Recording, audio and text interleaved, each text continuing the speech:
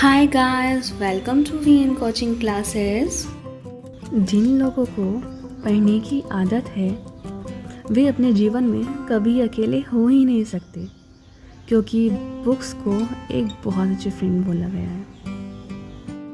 So let's start और chapter number 11 और इसके बाद एक चैप्टर और फिर हमारी 6th क्लास की NCERT कदम हिस्ट्री की, ठीक है। और यहाँ पे चैप्टर स्टार्ट करने से पहले एक बार ये छोटी सी ना स्टोरी पढ़ लेते हैं। ये क्या बोल रहा है। यहाँ पे एक बच्चा है अरविंद, जो अपने स्कूल में कोई नाटक होने वाला है, तो उसमें राजा की भूमिका निभाने के लिए उसको सेलेक्ट किया गया। उसने क्या सोचा कि अरे क्या राजाओं वाली शान में, शाही वेशभूषा में, मूंछों पर ताव देते हुए और तलवार से चहलकदमी करूँगा। बट यहाँ पे वो कुछ और ही पाता है। उसे ये मालूम पड़ता है कि उसे बैठकर वीणा भी बजानी होगी, कविता का पाठ भी करना होगा। मतलब एक ऐसा राजा जो एक राजा और एक योद्धा होने के साथ साथ एक संगीतज्ञ भी था, ठीक है। तो यहीं से हमारा चैप्टर शुरू होता है और ये बताता है कि यहाँ पर अब हम कौन से काल के बारे में पढ़ने वाले हैं। तो यहाँ पर पता लगता है कि जो अरविंद होता है वो गुप्त वंश के प्रसिद्ध शासक समुद्रगुप्त की भूमिका अदा करने वाला होता है। और समुद्रगुप्त के बारे में इम्पोर्टेंट पॉइंट, समुद्रगुप्त के बारे में हमें इलाहाबाद में अशोक स्तंभ पर लिखे एक अभिलेख से पता लगता है, ठीक है। ऊपर तो प्रशस्ति लिखा हुआ है और यहाँ अभिलेख लिखा हुआ है। तो प्रशस्ति बोलते किसे हैं? प्रशस्ति उसे कहते हैं जिसमें प्रशंसा लिखी होती है, मतलब किसी की तारीफें लिखी होती है, ठीक। जो प्रशस्ति वर्ड है वो संस्कृत का एक वर्ड है। तो समुद्रगुप्त के बारे में हमें अशोक स्तंभ पर लिखे एक अभिलेख से पता लगता है, जो कि कहाँ पे है? इलाहाबाद में। इसकी रचना समुद्रगुप्त के दरबार में कवि वह मंत्री रहे हरिशेन, इम्पॉर्टेंट पॉइंट, द्वारा एक काव्य के रूप में की गई, ठीक है। दरअसल यही कुछ कारण थे जिस वजह से गुप्त काल को भारत का स्वर्णिम काल कहा गया, ठीक। यहाँ पे देखते हैं समुद्रगुप्त की प्रशस्ति के बारे में। इस प्रशस्ति से पता लगता है कि जो ये राजा था वो एक योद्धा, ठीक, एक विद्वान और एक उत्कृष्ट कवि था, मतलब एक बहुत हाई लेवल का कवि था, ठीक है। यहाँ तक कि उसे ईश्वर के बराबर बताया गया है उसकी प्रशस्ति में। यहाँ पे उसकी प्रशस्ति, मतलब जो समुद्रगुप्त की प्रशस्ति है उसका एक अंश लिया गया है, जिसमें बताया गया है कि जिसका शरीर युद्ध मैदान में कुठारों कुल्हाड़ियों, तीरों भालों बर्छों, तलवारों, लोहे की गदाओं, नुकीले तीरों तथा अन्य सैकड़ों हथियारों से लगे घावों के दाग से भरे होने के कारण अत्यंत सुंदर दिखता है। मतलब ये इतना ज़्यादा इसलिए भी हो सकता है क्योंकि प्रशस्ति का मतलब क्या होता है? प्रशंसा करवाना। और लिखा किसने है? उसी राजा के दरबारी कवि ने, हरिशेन ने। तो अब भाई उस कवि को उस दरबार में रहना है, लॉन्ग टर्म तक टिकना है। अगर वो राजा की अच्छाइयों के साथ साथ उसकी बुराइयां भी बताएगा तो क्या वो उसको अपने दरबार में रखेगा? नहीं रखने का। तारीफ़ें सुननी पसंद होती है सबको, इसीलिए वो जो छोटी सी बात होती है ना, तो उसको बहुत बहुत ज़्यादा बढ़ा चढ़ा कर बताया जाता है प्रशस्ति पत्रों में। और नेक्स्ट पेज पे एक मैप दिया गया है जिस पे ये बताया गया है कि जो अलग अलग राजा थे उनके लिए समुद्रगुप्त की नीतियाँ कैसी थी। हरे रंग का क्षेत्र आर्यव्रत के उन 9 शासकों का है। आर्यव्रत के 9 शासक जिन्हें समुद्रगुप्त ने हराकर उनके राज्यों को अपने अपने साम्राज्य में मिला लिया, ठीक। इसके बाद दक्षिणापथ के राजा किसे कहा जाता है? ये हमने लास्ट चैप्टर में भी पढ़ा था, आंसर कमेंट बॉक्स में। इनमें से कुछ की राजधानियों को दिखाने के लिए मानचित्र पे क्या है? लाल बिंदु किए गए हैं, ठीक। तो जो दक्षिणापथ राजा थे उन्होंने क्या किया, हार जाने पे समुद्रगुप्त के सामने समर्पण कर दिया, मतलब खुद को सरेंडर कर दिया।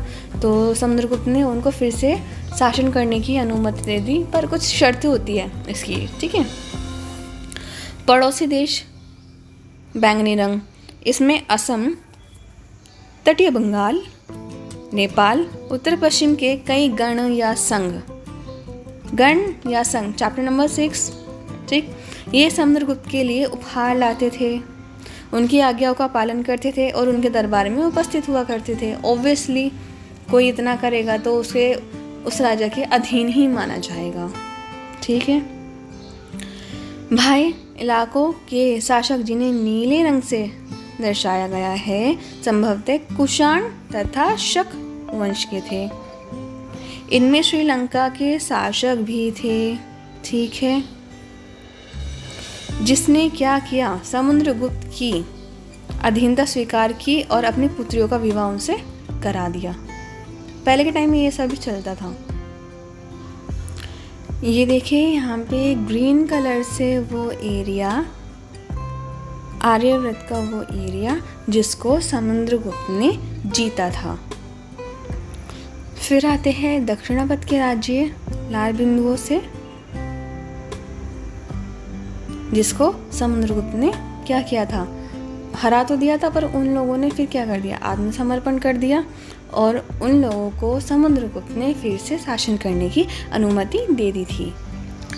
ये है वो पड़ोसी देशों का एरिया जो राजा समुद्रगुप्त के लिए गिफ्ट्स लाया करते थे। हमने पढ़ा ना अभी, असम, उत्तर पश्चिम के कुछ गण या संघ, बंगाल हो गया, ठीक है। तो ये वाले राज्य जो राजा समुद्रगुप्त के लिए गिफ्ट्स लाते थे। और अभी वो पड़ोसी राज्य जो बाह्य क्षेत्र में आते हैं, ठीक है, ये वाले, और नीचे है श्रीलंका। इन लोगों ने क्या किया भाई, अपनी लड़कियों की शादी राजा समुद्रगुप्त से कर दी।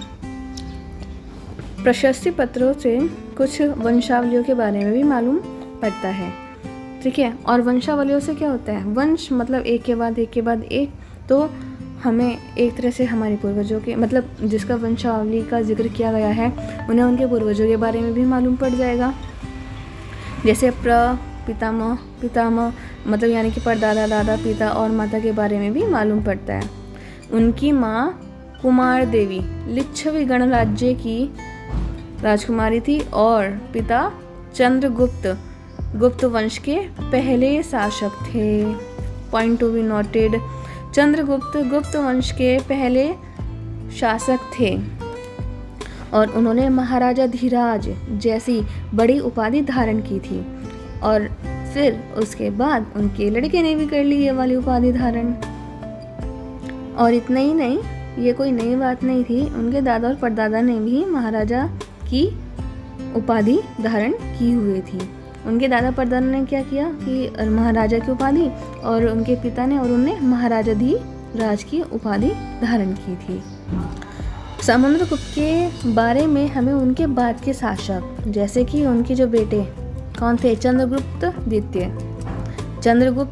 द्वितीय की वंश के बारे में मालूम पड़ता है। और ये भी मालूम पड़ता है कि उन्होंने पश्चिम भारत में सैन्य अभियान में अंतिम शासक को परास्त किया था और बाद में ऐसा विश्वास किया जाने लगा कि उनका दरबार विद्वानों से भरा था और इस दरबार में कालिदास, खगोल शास्त्री आर्यभट्ट उनके दरबार में थे। शकों को परास्त करने के वजह से इन चंद्रगुप्त द्वितीय को विक्रमादित्य बोला जाता है या फिर शकारी विक्रमादित्य भी उनको बोला जाता है। हर्षवर्धन तथा हर्षचरित, जिस तरह गुप्त वंश के शासकों के बारे में अभिलेखों और सिक्कों से भी पता लगता है, उसी तरह कुछ अन्य शासकों के बारे में भी उनकी जीवनी से पता लगता है। एक ऐसे ही राजा थे, कौन से, हर्षवर्धन। उन्होंने करीब 1400 साल पहले शासन किया था और दरबारी कवि Banabhatta, point to be noted, ने संस्कृत में उनकी जीवनी हर्षचरित लिखी है। इम्पॉर्टेंट पॉइंट है, ध्यान रखना। इसमें हर्ष की वंशावली देते हुए उनके राजा बनने तक का वर्णन है। चीनी यात्री xuanzang चैप्टर नंबर 10, वो भी राजा हर्ष के दरबार में रहे। ठीक है, और जो भी देखा उन्होंने, जो भी वो हुआ, उसका विस्तृत वर्णन यहाँ पे दिया गया है। हर्ष अपने पिता के सबसे बड़े बेटे नहीं थे, बट फिर भी अपने पिता और अपने बड़े भाई की मृत्यु हो जाने पर थानेसर के राजा बन गए। उन्होंने, उनकी बहन हुई, मतलब उनकी सिस्टर के हस्बैंड कन्नौज के शासक थे।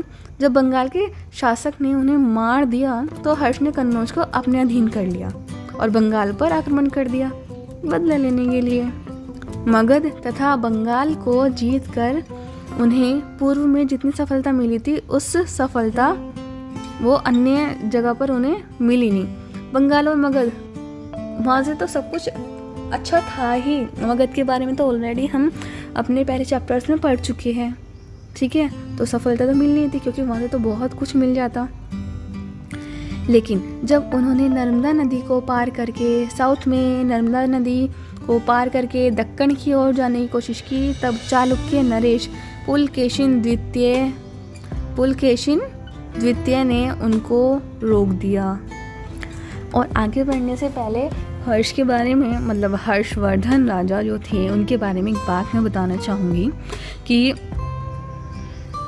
जो राजा हर्षवर्धन थे वो हर 5 साल पर या फिर 1 साल पर, कंफर्म नहीं है मुझको, शायद से 5 साल पर ही एक तीर्थ स्थान पे जाते थे और वहाँ पे जाके अपनी सारा धन संपत्ति वो दान करते थे। इवन मैंने तो यहाँ तक भी सुना है कि एक बार उन्होंने अपना इतना सब कुछ दान कर दिया, सब इतना दान कर दिया कि उनके पास उनके कपड़े तक भी नहीं बचे थे। तब वो अपनी बहन के घर आए, उन्होंने अपनी बहन से कपड़े लिए, तब जाके अपने राज्य गए थे वो। जी, तो हमने पढ़ा था अभी पुलकेशिन द्वितीय के बारे में, जो कि दक्कन की साइड थे और राजा हर्ष को उन्होंने रोक लिया था।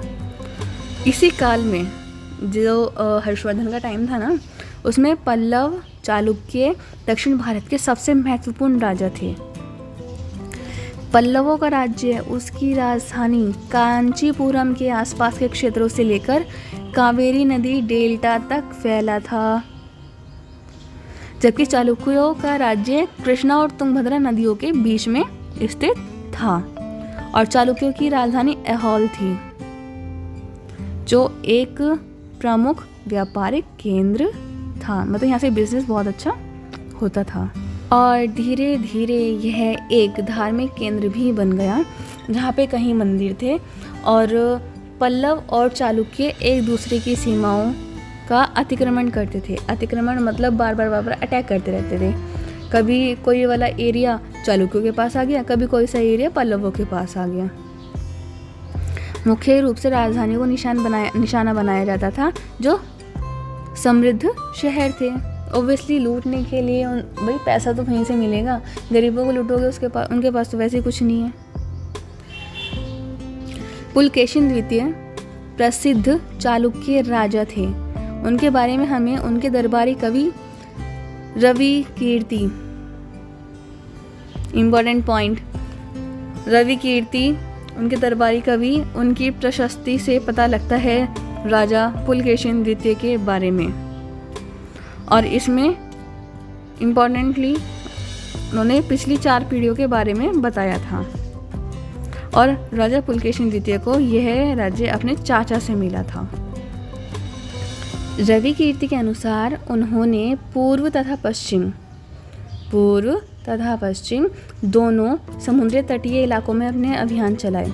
समुद्र पे सब कब्जा क्यों करना चाहते थे? क्योंकि समुद्र के रास्ते ना बिजनेस बहुत अच्छा होता है और थोड़ा सा कम कॉस्टली होता है। ठीक है, तो उन्होंने हर्ष को भी आगे बढ़ने से रोका और हर्ष का अर्थ होता है आनंद। तो राजा पुलकेशिन के कवि रवि कीर्ति का कहना है कि इस पराजय के बाद हर्ष का हर्ष नहीं रहा। मतलब उन्हें राजा हर्ष को राजा पुलकेशिन द्वितीय ने हरा दिया, तो ऑब्वियसली जब हारते हैं तो हर्ष कहाँ से रह जाएगा। पुलकेशिन द्वितीय ने पल्लव राजा के ऊपर भी आक्रमण किया, जिसे कांचीपुरम की दीवार के पीछे शरण लेनी पड़ी। मतलब जो कांचीपुरम में जाकर छिप गया था तब जाके वो बचा था। बट साइड इफ़ेक्ट्स, चालुक्यों की विजय अल्पकालीन थी, मतलब बहुत कम टाइम के लिए थी, और लड़ाई से दोनों ही वंशों को बहुत नुकसान हुआ, दुर्बल होते चले गए। इसके बाद क्या हुआ, राष्ट्रकूट तथा चोल वंश ने क्या कर दिया, पल्लवों और चालुक्यों को टाटा बाय बाय बोल दिया। हमने स्टोरी तो पढ़ ली कि किसके बाद क्या हुआ, कौन आया, कैसे, कौन जीता, कौन हारा, ठीक है। बट अब यूपीएससी पर्सपेक्टिव से बहुत इम्पोर्टेंट टॉपिक यहाँ से उठता है कि राज्यों का प्रशासन कैसे चलता था। पहले के राजाओं की तरह इन राजाओं के लिए भी भूमि कर, ठीक है, ये वाला टैक्स सबसे ज़्यादा इम्पोर्टेंट बना रहा। प्रशासन की प्राथमिक इकाई गांव होते थे, लेकिन धीरे धीरे कई बदलाव आए। राजाओं ने आर्थिक, सामाजिक, राजनीतिक व सैन्य शक्ति रखने वाले लोगों का समर्थन जुटाने के लिए कई कदम उठाए।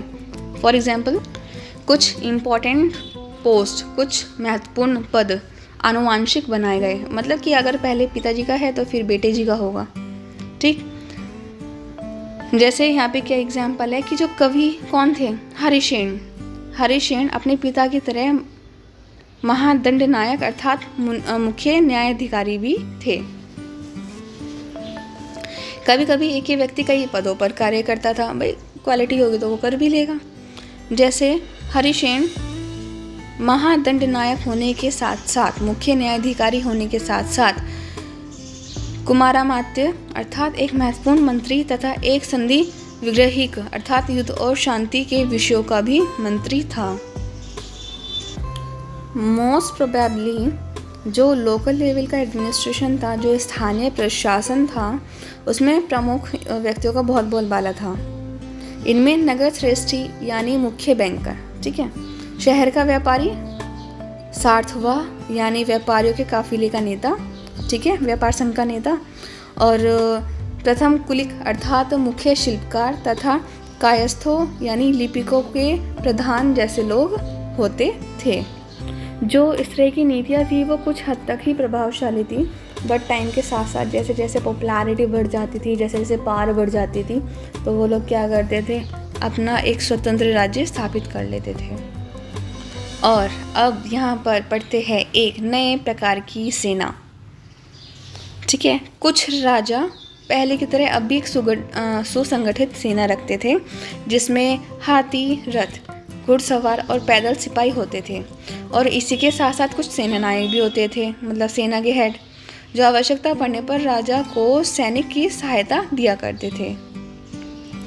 बट जो ये सेना नायक होते थे, इनको कोई रेगुलर सैलरी नहीं मिलती थी, बल्कि इसके बदले में इनको कुछ भूमिदान दिया जाता था। दी गई भूमि से ये क्या करते थे, ये लोग कर वसूल करते थे, और वे सेना तथा घोड़ों की देखभाल भी किया करते थे। साथ ही साथ वे युद्ध के लिए हथियार भी जुटाते थे। इस तरह के व्यक्ति सामंत कहलाते थे, ठीक है। जहाँ कभी कभी शासक दुर्बल होते थे तो ये सामंत क्या करते थे, खुद को बोल देते थे कि अब हम नहीं मानेंगे तुम्हारे ऑर्डर। और अब चलते हैं साउथ के सफ़र पर, दक्षिण के राज्यों में, पता करते हैं कि वहाँ पर किस हिसाब का काम था, किस टाइप का सिस्टम था। पल्लवों के अभिलेख में कई स्थानीय सभाओं की भी चर्चा है। पॉइंट टू बी नोटेड, पल्लवों के अभिलेखों में, जिसमें से एक था ब्राह्मण भूस्वामियों का संगठन, जिसे सभा कहते थे। सभा किसको बोला जाता था, ब्राह्मण भूस्वामियों का, मतलब कि ज़मीन के मालिकों का, वो ब्राह्मण जो ज़मीनों के मालिक होते थे, उनका जो संगठन होता था उनको सभा बोलते थे। ये सभाएं उप समितियों के जरिए सिंचाई, खेतीबाड़ी से जुड़े विभिन्न काम, सड़क निर्माण, स्थानीय मंदिरों की देखरेख आदि का काम करती थी। जिन इलाकों के भूस्वामी ब्राह्मण नहीं थे, वहाँ उर नामक ग्राम सभा होने की बात की गई है, ठीक है। और नगरम, व्यापारियों का एक क्या था, संगठन।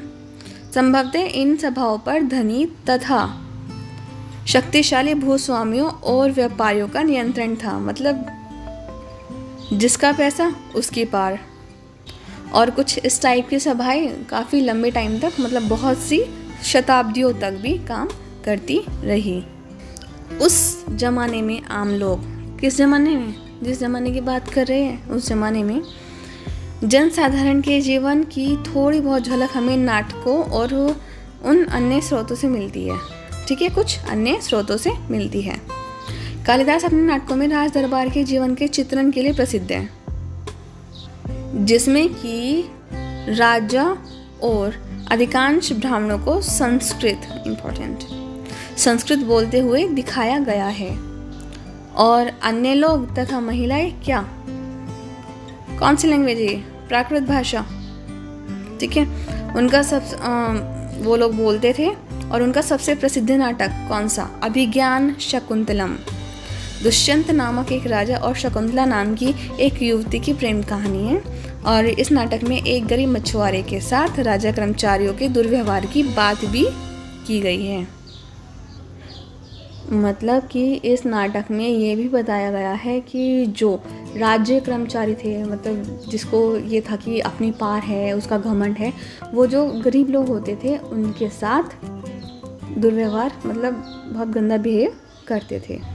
जैसे यहाँ पे वर्णन किया गया है कि वही मछुआरे को कैसे अंगूठी मिली और उसके साथ फिर कैसा कैसा बिहेवियर हुआ।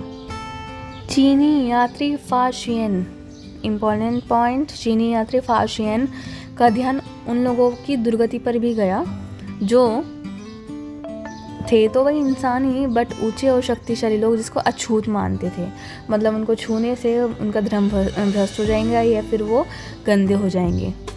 इन लोगों को शहरों के बाहर रहना पड़ता था, और इसलिए लिखते हैं कि अगर वो लोग शहर में एंट्री करते थे तो उनको एक लकड़ी साथ में लेके आनी होती थी और उसको है ना टैप करते हुए चलना होता था। मतलब कि किसी भी चीज़ पे उसको मारना होता था लकड़ी को, ताकि लोग उन्हें सुनकर सतर्क हो जाए और उनसे दूर चले जाए। एक जगह बाणभट्ट द्वारा राजा का एक बड़ा सैन्य अभियान और उसका सजीव वर्णन किया गया है, मतलब जैसे जिंदा हो इस टाइप का वर्णन किया गया है। और यहाँ पर ये रहा वो वर्णन।